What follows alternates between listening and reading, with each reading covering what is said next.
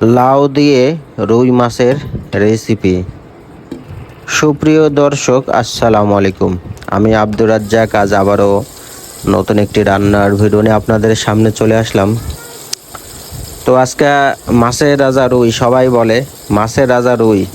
তো মাছের রাজা রুই দিয়েই মূলত আজকের রেসিপি হবে। তো অনেক উপকারী খাবার, তা আপনারা ভিডিওর মাধ্যমে দেখতে পারবেন। তো যারা নতুন, যারা আমার এই ভিডিওটা দেখতেছেন, বলবো আপনাদের ভিডিওটা স্কিপ না করে পুরো ভিডিওটা দেখবেন। তাহলে আপনারা লাউ দিয়ে কীভাবে রুই মাছ রান্না করা হয় সুস্বাদু।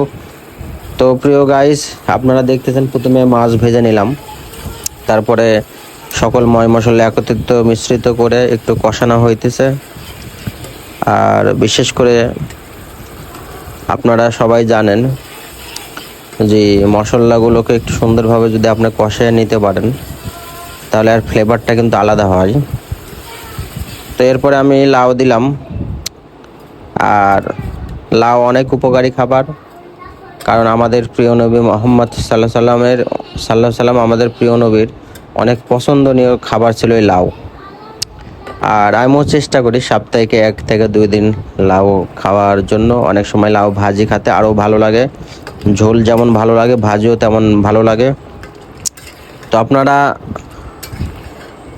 যারা রুই মাছ দিয়ে লাউ কখনো খাননি, আপনারা রুই মাছ ভেজে নিয়ে লাউ একসঙ্গে রান্না করে খাবেন, আশা করি অনেক ভালো লাগবে। আর এই মুহূর্তে কষানো হইতেছে। আর লাউয়ের তরকারি অত্যন্ত একটা উপকারী তরকারি। আপনার মানুষের দেহের পেটের ভিতরে যদি কোনো সমস্যা থাকে, তাহলে পেটের যে কোনো সমস্যা সেটা দূর করে দেয় লাউয়ের তরকারি।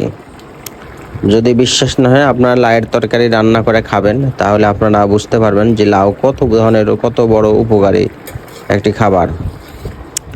তো যারা ভিডিওটা স্কিপ করেননি, এই পর্যন্ত দেখতেছেন, আপনাদের সকলকে অনেক অনেক ধন্যবাদ।